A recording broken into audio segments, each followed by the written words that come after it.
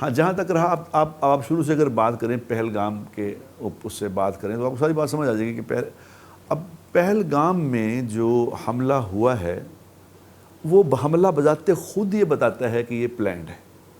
کیونکہ دیکھو نا، یہ تو ہو ہی نہیں سکتا کہ کوئی حملہ کرنے لوگ آئے ہیں، وہ پونا گھنٹہ تک لوگوں کے کلمے سنتے رہے، لوگوں کے خطرے چیک کرتے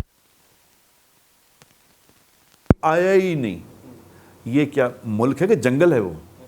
یعنی کہتے ہیں انڈیا اتنی بڑی طاقت ہے اور اتنا جاب ہم 5ویں بڑی بن گئے ہیں جی، سورس بن گئے ہیں اور اتنا بڑا ایٹمی طاقت ہو گیا وہ. یعنی 1 گھنٹے تک 5 لوگ وہاں یہ سارا تماشا کرتے رہے ہیں اور لوگوں سے کلمے پوچھتے رہے ہیں. اب یہ کیا ہو سکتا ہے کہ پاکستان کے کسی کو بندہ اگر جا کے اس طرح کرتا تو لوگوں سے کلمے پوچھ کے کرتا؟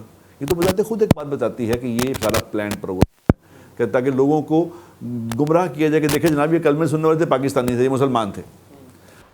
اور سب کو مارا بھی نہیں، یعنی کچھ کو چھوڑ دیا تاکہ وہ جا کے باہر بتائیں بھی. اب اس بات کا دنیا کو پتہ چل گیا کہ یہ سارا پری پلانڈ ایک پروگرام تھا اس پہ تاکہ پاکستان سے ایک جواز بنایا جائے. اب اس میں کون کون سی قوتیں انوالو ہیں؟ اور بھی کئی قوتیں ہیں جو انوالو ہیں اس میں، تو ہو جائیں انوالو. اب ہوگا تو وہ جو اللہ چاہیں گے. اب انہوں نے یہ سمجھا تھا کہ بھی اس طرح یہ بھی فلسطین کی طرح ہی ہیں، ان کو بھی اسی طرح مار مور کے ہم دنیا میں ڈرا ڈرو لیں گے. لیکن بھئی یہ فلسطین نہیں ہے بھائی جان، یہ پاکستان ہے، اور پاکستان کے لوگ ہیں یہ بڑے پرامن لوگ ہیں، بڑے شریف لوگ ہیں.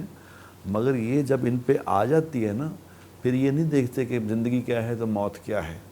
یہ انشاءاللہ تعالیٰ بتایا بھی ہے، بتا بھی دیں گے.